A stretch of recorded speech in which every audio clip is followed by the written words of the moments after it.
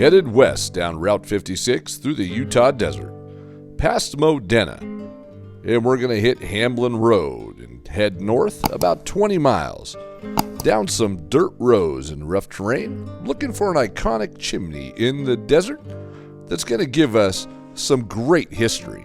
But before we do that, you have to cross some abandoned buildings just like this one. Now, this building stood alongside the road, and it looked pretty proud sitting there, but it is in disrepair.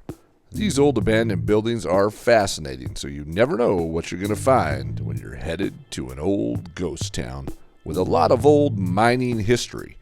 Now, this town was established in 1896 with the finding of the Ophir and Burrow mine. And this is the chimney that you'll see first when you pull into Stateline Ghost Town. Now, this area was made up of mostly men living in mining camps, but enough families lived in Stateline in the 1900s for a school to get started.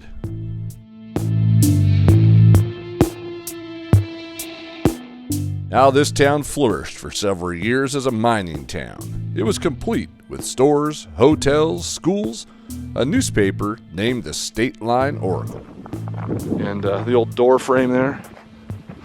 You can look right here, the fire really did a number. And all of these trees and around here are burnt. But wow, look at this. Look up there's actually tin. It's on the front of the building. Now, there was 118 people that lived here in 1900, and the town peaked at about 1903 with between 200 and 300 residents. Now, this canyon has a deadly past because it was used by cattle rustlers and outlaws. They found it a convenient route to move their stolen Mormon cattle from Utah to Nevada, where officials turned a blind eye. Now, one of the outlaws was named Nate Hansen. Now, he was shot within a few hundred yards of the state line by a Mormon posse, determined to get their cattle back. Now, at one time, there were 12 active mines in this district, and lots were selling for $100 apiece, and this was looking like it was going to become quite the active town. Now, extensive mining continued until about 1910, when many of the mines started closing because of the lack of high-quality ore.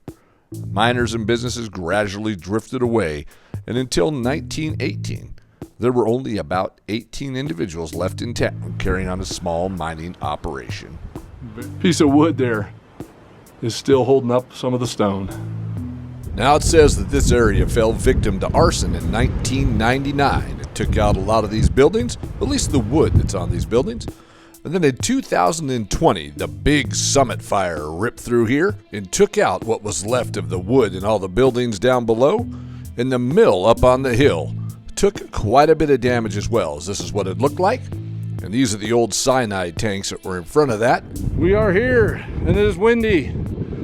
We made it to the top. Now, these tanks were huge, and you can see that all of the mechanical and structural parts and the motors are all here on the ground. So now they're all exposed, and all the tin just lays on the ground, scorched from that fire.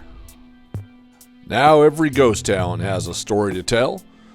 Often is the forgotten dreams and hopes, the struggles and gradual decline of these ghost towns that sometimes just leaves a hole in the ground, or a pile of wood, or a little bit of rubble, stone, or brick that made up what once was a bustling community.